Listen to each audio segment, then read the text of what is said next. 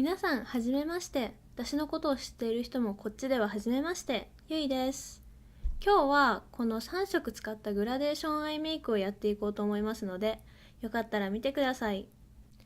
必要なものは、明るい色、中間の色、暗い色の3色のアイシャドウとアイライナーがあったらいいかなと思います。で、つけまつげとかそれ以外のマスカラとかはお好みでやってみてください。私はつけまつげで、あと下にキラキラのグリッターをのせてます。ではメイクを始めたいと思います。カメラを目にすごく近づけるので、苦手な方は注意してください。まずはじめに一番明るいゴールドを目頭にのせていきます。目の3分の1の部分まで塗れたらいいと思います。ただ、割合もお好みで変えていただいていいので、好きなところで止めていいと思います。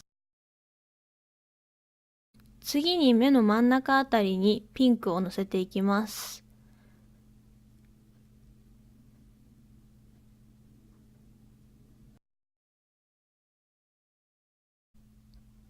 ピンクがだいたい塗り終わったら、ピンクとゴールドの境をぼかしていきます。ピンクとゴールドを行ったり来たりしてぼかしていくと調節しやすいと思います。ピンクを塗り終わったら次に一番濃い紫を塗っていきます。アイライナーの場所を決めるためにウィングを描いていきます。細い筆があるとやりやすいと思います。ウィングのガイドラインが描けたらその中を紫で埋めていきます。上の部分のラインはぼかすといいと思いますが、横の部分は後でラインを引くので放っといて大丈夫です。これでアイシャドウは完成です。アイラインは目の際と紫色のシャドウに合わせて描くといいと思います。あとはお好みでつけまつげなどを付け足して完成です。私はマスカラ、つけまつげ、あと目の下に金色のグリッターをつけました。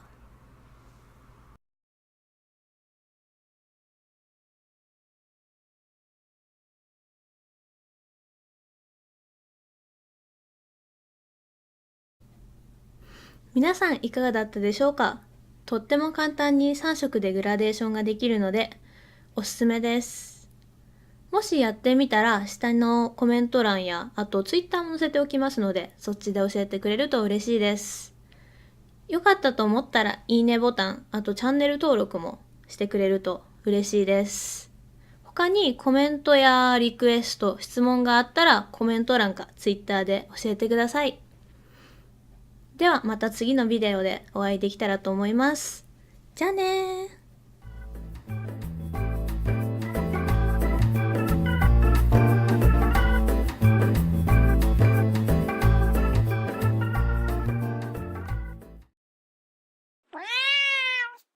3色の